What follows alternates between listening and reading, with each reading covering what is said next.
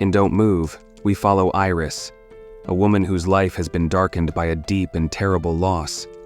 Her young son, Mateo, has died, and Iris is overwhelmed with grief and guilt as the accident happened during a family hiking trip she'd organized. Haunted by the memory, she revisits the tragic sight. Her heart heavy, she stands at the edge of a cliff, contemplating whether life has any purpose left. She's standing on the edge, figuratively and literally, when a man suddenly appears, as if from nowhere, breaking her heavy silence. This stranger introduces himself as Richard, and although his presence is unexpected, there's something about him that momentarily soothes Iris. They talk. He seems to understand her sadness, coaxing her back from her dangerous thoughts. For a brief moment, Iris feels grounded, choosing not to leap. She's unaware of what darkness hides behind Richard's seemingly friendly exterior as she follows him back to the parking area, grateful for the chance encounter. Just when Iris thinks things might get better, Richard turns on her. Out of nowhere, he hits her with a stun device, completely catching her off guard. Suddenly, her new friend isn't just a strange man. He's a predator with sinister intentions. Richard doesn't waste time. He restrains Iris, tying her hands and feet with zip ties and tossing her into the back of his car like a captive. Iris slips in and out of consciousness, her mind reeling with terror and confusion as Richard drives them away from any hint of civilization.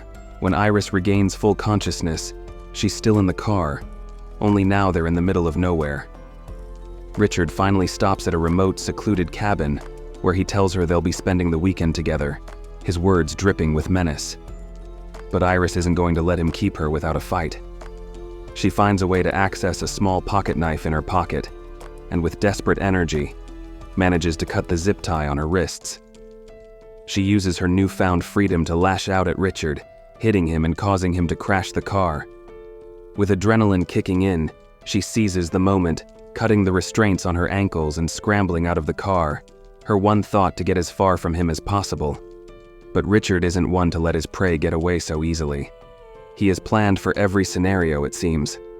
Calmly, he holds up a syringe, revealing that he's already injected Iris with a paralytic agent. Her heart sinks as he explains that the drug will slowly but surely lock up her body, bit by bit, over the next 20 minutes. It's a race against time, but this race is all uphill. Her own body is turning into her enemy. Iris runs, though, with all the strength she has. She pushes through the trees, stumbling and breathless, while Richard trails behind at a casual pace, knowing the drug will soon do his dirty work for him. Iris feels the numbness creeping up her limbs, threatening to steal her last bits of mobility. She knows she can't keep up the chase, but she's determined to survive. She finally reaches a riverbank, where she lets herself drop into the water, hoping it will carry her away from him. The cool rush of the river offers a moment of relief as she floats downstream, drifting farther from Richard. When Iris washes up further down the shore, her body is practically limp. She barely manages to drag herself onto dry land before collapsing, her strength completely sapped. Just when things seem utterly hopeless, a figure appears. A lone man named Bill, who lives in the secluded area. He finds her while mowing his lawn and rushes over to check on her. Iris can't speak or move much, so they devise a system where she blinks once for yes and twice for no. Bill pieces together that Iris is in danger and needs urgent help. He brings her inside his house, where he prepares to call 911, thinking he's finally giving her a lifeline to escape this nightmare. But once again, Richard shows up, now claiming his name is Andrew and that he's looking for his wife. His polite demeanor barely conceals the darkness lurking beneath. Bill doesn't buy it. He's seen too much to be easily deceived. Pretending to cooperate, he keeps Iris's presence hidden, lying low as he tries to call for help. But Richard isn't fooled for long. He strikes quickly, killing Bill and setting his house on fire, leaving Iris trapped in a rapidly collapsing inferno. At this point, Iris starts to feel the first hints of mobility returning in her fingers and hands. She uses what little strength she's regained to yank on a blind cord, trying to make enough noise to draw Richard's attention. Sure enough, he finds her in the smoky chaos, but instead of leaving her to burn, he drags her out of the house and throws her into a truck he's stolen from Bill's property. His plans for her clearly haven't ended. He's only getting started. As they drive, Richard's phone rings, and a bright voice chirps through the receiver. It's his daughter, calling to tell him about her good report card. The shocking normalcy of this moment is surreal. He goes from menacing killer to doting dad in the blink of an eye, laughing as he congratulates her. Then, his wife gets on the phone, arguing about their weekend plans. To Iris's horror, she realizes Richard has a whole life outside this twisted scenario. He has a family, people who have no idea of the evil he's capable of.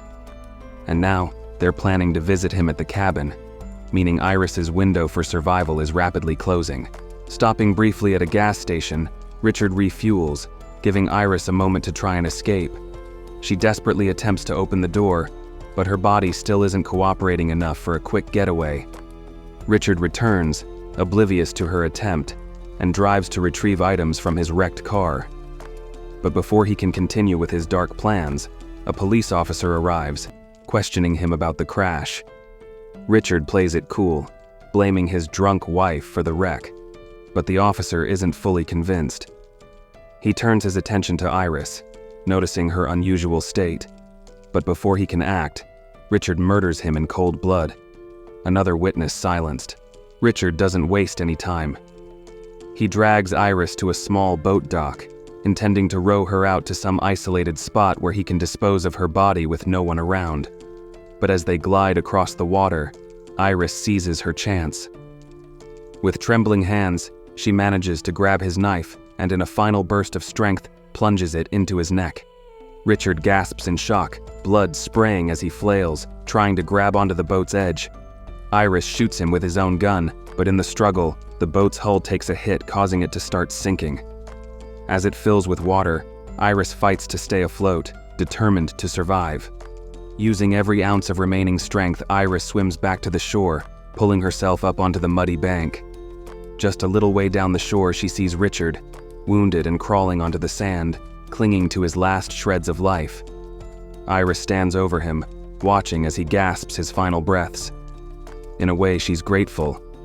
This nightmare forced her to face her grief and reignite her will to live. With Richard's death, her journey back to life has truly begun. So, which awesome movie should we recap next? Drop your suggestions in the comments below and let's make it happen. Don't forget to smash that subscribe button so you never miss out on our fun recaps. We've got plenty more coming your way. Thanks for watching and see you next time. Produced by Warner Talks.